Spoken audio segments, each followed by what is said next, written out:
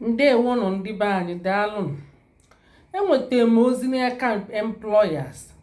ndị na-esendị ndị be anyị ka enyefa sponsorship ndị nọ na mba UK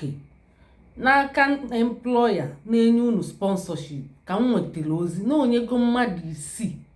sponsorship nya bụ nde isii ka o nyechere unu ya bụ sponsorship. Ọkwa mụnwa direct unu abịa kwasị na ọgagokwe mụ daalụ, at least meela anyị voice nya ka anyị ṅụlịa. Ọkwa unu na-afụ ndị na-abụfa kwu anyị bịa ṅụlịa. Ọkwa unu na-afụ ndị na-abụfa bịa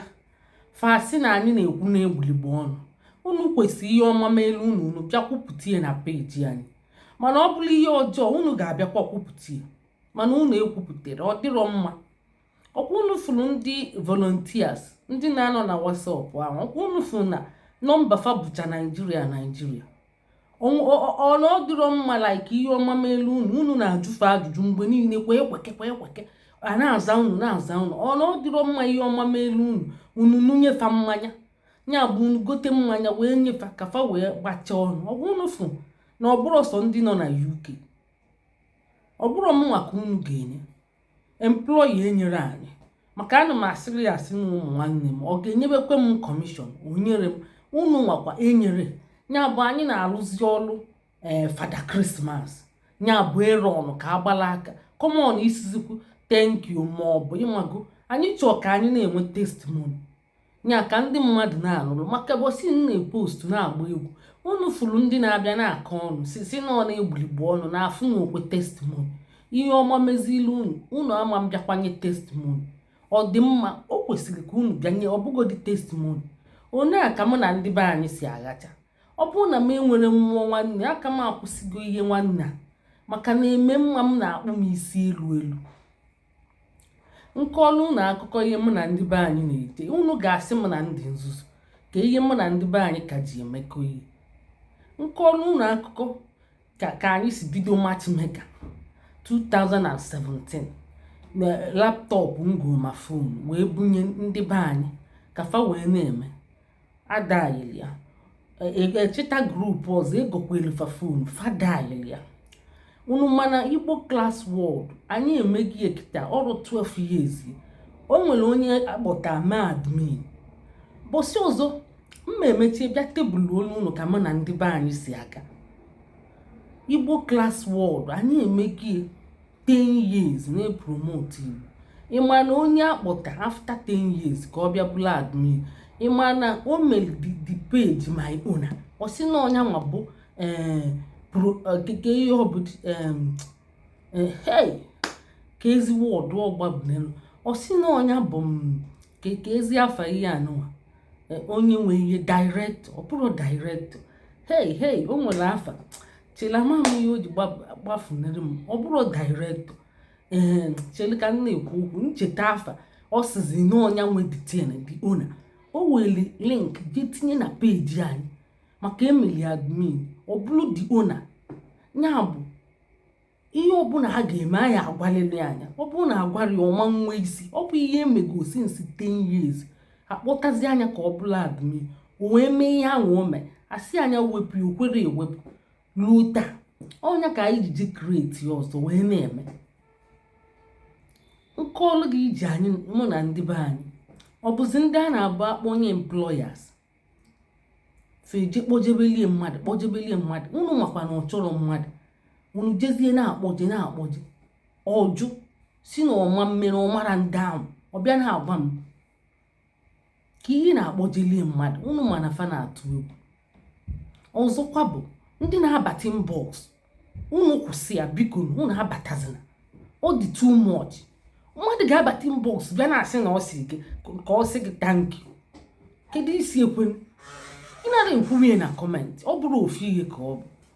bụ ọ bịa na ochie ịbịa na inbox ruo 1 million plus ma 2 million ịbịa na ochie ebe niile. Ọkwa nsị na unu abatazina information dị pri akụ mmiri ka m na-etinyelu unu na Facebook page unu abatazina bịa na-ajụ m ya na ọ dị too much for ofu onye ịza ụwa niile. Ọ dị too much unu ju na-abata ọkwa onye azara akịta asị na ma eme ajọ ihe na ndị nkịlịnka ọkwa ihe unu ga-ekwu ma azaghị mmadụ ọ bụrụ gị ga-azanwu ụwa niile ajụjụ unu a na-eme life unu bata bịa jụrụ ya maọbụ unu na-ajụ ya na comment section abịa iweli eme vidio abịa iwele azịza gị mee vidio n'ọnya ka mma ka o wee dịla anyị mfe ka anyị nwee ike na-apụta ka anyị ghara break down ihe unu na-eme na-abata n'inbox ajụ wasap edegolu unu nye tag anya atag ya si na m enwere wasap o break ya wetakwu mmesi enye foto tupu unu na ọ crash denye ya mabụ nọmba 1 post epin ndị be anyị anara agụ ihe inye instruction ka ihe dị mma na-aga smooth ka o lutu onye ọbụla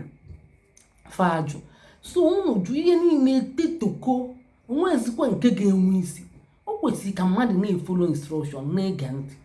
biko onye a subscribe lụrụ anyị na YouTube anyị ịbata na WhatsApp ịbata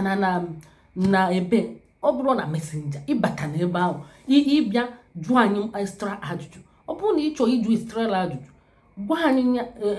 subscribe ụlọ anyị screenshot ọnya post ụlọ anyị na inbox tupu ịjụba ajụjụ gị mba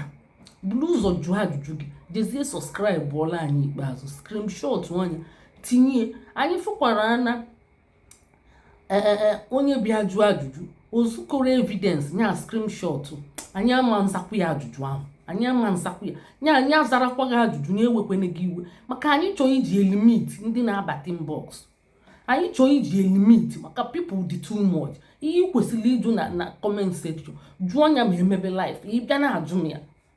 ọ dịghị oke mkpa jee subscribe ụlọ anyị ọ bụ ya bụ awa consultation fee anyị adaa na ego ọkwa mmadụ ka anyị na-enyeje sponsorship anyị na-alụ ụlọ ego ọ bụrụ connection a sị na connection bụ power kwa ma information bụ power onye nye gị information nye gị connection onye go gị ezigbo ihe onwezi ihe ọzọ ọ ga-enye m gị na unu ma ndị ejenti na ile a na-ele ụlọ achọtala mmadụ ụlọ unu ma one commission fa na 10% mana anyị anọrọ kọpa afọ penny sisi anyị anara ya nya bụ unu jezi ọdịla unu na mma unu agazikwa bịa nye testimony ọ bụzi ndị a na-achọrọ matchmaker o nwere ofu onye nwaanyị ọ bụ nnukwute mmadụ n'ọfịs aga mmadụ o si na di ya mkpa na di ya mkpa m chọọla ya dị ego one ka ọ ga-akwụ ma ego one ka ọ ga-akwụ nsị anyị kwụ na m ụgwọ mgbe ahụ anyị anababere ego kịta anyị na-anazi ego tupu emeeli gị matchmaker anyị kwụzie ụgwọ maka ndị be anyị kụziela anyị ihe o nwere mgbe anyị anara na ego wee na-eme matchmaker mana kịta ịchọọ ka emeeli gị matchmaker advertise ya na ị na-achọ nwaanyị ma ọ dị ị ga-akwụzi ụgwọ o nwere mgbe anyị anara na ego since otego anyị adaa na ego ọ bụ last year ka anyị bido nabazi ego o nwere mgbe m adaa na ego isiri anyị ịchọ dị nche ọlụ gị ya ọ bịasị m na ụchọ dị ego na nsị anyị nyekwana m ego achọrọ m ego ọ dịrị gị mma ihe sozikwa gị wee kene o mechekwa bịakwasị na ọ dịgo mma na-eme gị ego gbaa nkwụ gbaa akwụkwọ kene ọ sịkwazịa m oke na ọ ga-enyezi m ihe ahụ ruo taa onye ekwemie onye ahụ ka ọ dịkwa onye nọ na Naija si m kọnetị enye onye n'obodo oyibo kọnetị enye onye n'obodo oyibo mụ biko nkọnetị enye mgbe m kọnetịrị ya mmadụ ahụ nwoke ahụ si ha ọ chọrọ onye n'obodo oyibo o mechie ọ chọkata nwaanyị n'obodo oyibo ọfụrụ maka nwaanyị Igbo dị ụkọ n'obodo oyibo o wee sị m ehe m weta pikcha ahụ ka onenechie enye na-aje n'ọnya ọ nụkwara anya kpelikom luo taa anụ ozikwa onye ọ na-azikwa ifulu bọmba onye mereli ihe ọ pụọ ọ na-azikwa ifulu bọmba bụsị m ebupụta chapta ndị be anyị m wee sagha enye wee kọbala unu ihe mụ na fa na-eti ọ bụrụ gị ike agbanyego ọkụ ịmara si na mba na-abụrụ mba mana ọ bụrụ onye ọbụla ọ bụrụ ihe mmadụ metere ka ijike abịazịa megidebe onye ọbụla nọ na a na-akụzi ime ihe na-adozi ka afọ ya ka m jisi unu onye a subscribe rụrụ anyị ya batazina n'inbox maka ọ time ka mmadụ zi ada ajụjụ dị too much ọ bụ time mmadụ a sị na time is money subscription ahụ ọ bụrụ ejiri ego eme nọ iwere aka ịkpụọ na link iwere aka kpụkọ ibe okwu agwụ ọbịa ka ị ga na-eme nwa ọbịa kala gị ọbịa dị too much anyị na demand. O nwere ndị na-anọ consultation fee ịbịa ka gị na fakwu okwu maka ịzaba ajụjụ niile dị n'ụwa. Onwekwa ọrụ ị ga-alụzi n'ụwa, onwezi ọrụ ị ga-alụ n'ụwa, sọsọ ya ka ị ga na esisi ka kwụọ ụgwọ unu ga-akwụkwa. Asịzi ahụ unu sọskraịbụ bara anyị na Facebook YouTube anyị mara unu ju ya na-abata bebe na unu bịa ịjụ ajụjụ, unu bịa ikene ekene. Ọ dị mma, ọ dị ụkwa mma chacha ya bụ unu ga-eme ọrụ ka ọ dị smooth. Onye na-ekwu